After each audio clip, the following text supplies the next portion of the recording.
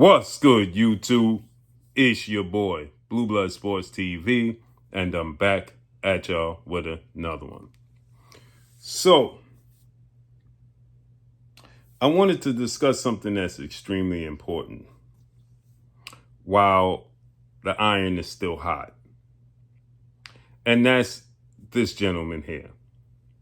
Undefeated 2-division champion. Former unified lineal WBA, IBF, Ring Magazine welterweight world champion, and reigning now WBO, WBA junior middleweight world champion, superstar boxer, who is top 6 pound for pound best fighters in the world, and Jaron Boots Ennis, who is now 36 wins, no loss, no draw, 32 wins by way of knockout. He's 28 years of age, 5'10" with a 74-inch arm reach. A lot is made of Jaron Boots Ennis's quote-unquote lack of defense. And the fact that Jaron Ennis, quote-unquote, is undisciplined on defense. Jaron Ennis is not undisciplined on defense. Jaron Ennis is an entertainer. He's an offensive first fighter. When it comes to specific fighters like Bam Rodriguez, Naoya Inoue, nobody says they lack defense. Everybody raves about their offense, but they get hit often. Inoue has been dropped many times. He got his orbital bone broken against a faded Nonito Donaire, who is a legend, the second greatest Filipino fighter in history. But he was a faded fighter, an older fighter. He took Monster Inoue to deep waters and broke his orbital bone. He wasn't in his prime. Nobody says Inoue don't have defense. Inoue has been dropped in multiple fights by lesser opponents. Nobody says he lacks defense. Jaron Ennis has not been dropped yet. And I say yet because anything is possible, right? But nobody says these fighters lack defense. When you look at Usyk, he's been dropped. He's been hurt. Nobody talks about his lack of defense or discipline on defense. This stigma is only attached to African-American slick fighters. Jaron Boots Ennis is an entertainer. Come forward, offensive fighter. Yes, we want to see him.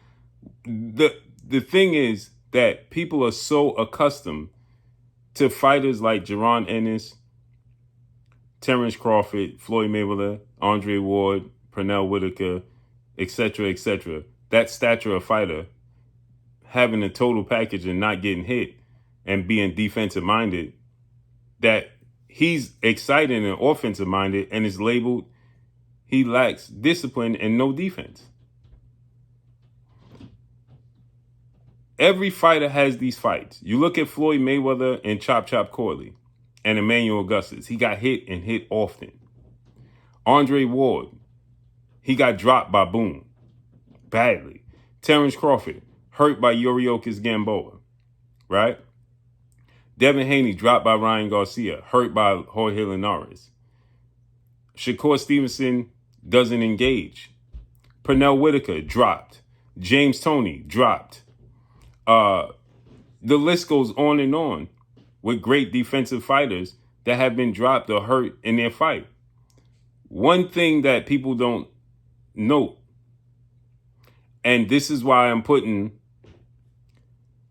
the former unified junior middleweight world champion and the WBC junior middleweight world champion, Mexican superstar boxer, the Towering Inferno, Sebastian Fundora, who is 24 wins, 1 loss, 1 draw, 16 wins by way of knockout.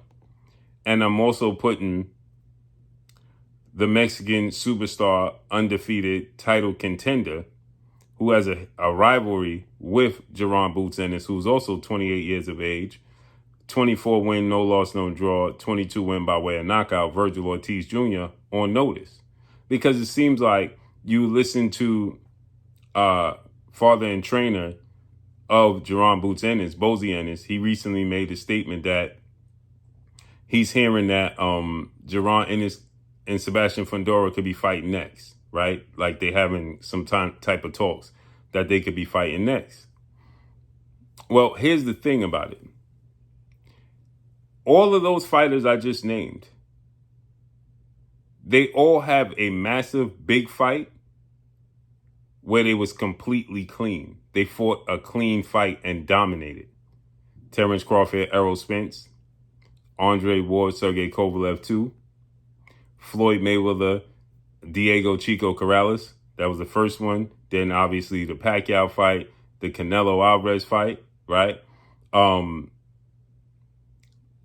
You have these lists that these great fighters have these great fights and they fight a clean fight from beginning to end.